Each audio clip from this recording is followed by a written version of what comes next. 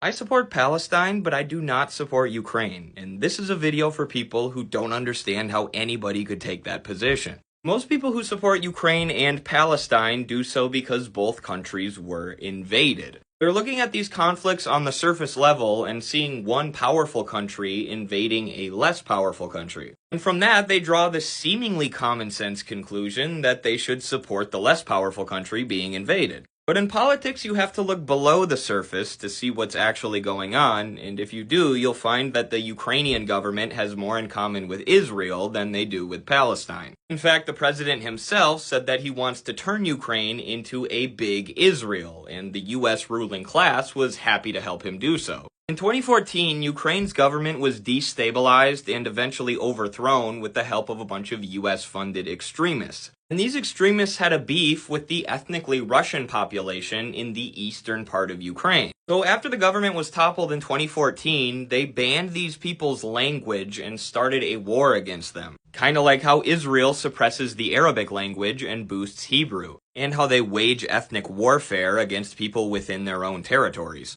You can certainly criticize Russia for the invasion, but you can't say that they're leading a campaign of ethnic warfare in the same way that Israel and the Ukrainian ultranationalists were. In fact, they're trying to bring an end to these ethno-supremacist policies, which in Ukraine target Russian people. And the ideology of these ultranationalist extremists in Ukraine is the same thing as the ideology of the ultranationalist Zionists in Israel. It's just in a different form. They see white Ukrainians as superior and ethnic Russians as inferior and deserving of violence. It's truly identical to how ultra-Zionists view Arab people. And guess who has funded and fueled this ultranationalist ideology in both countries for decades?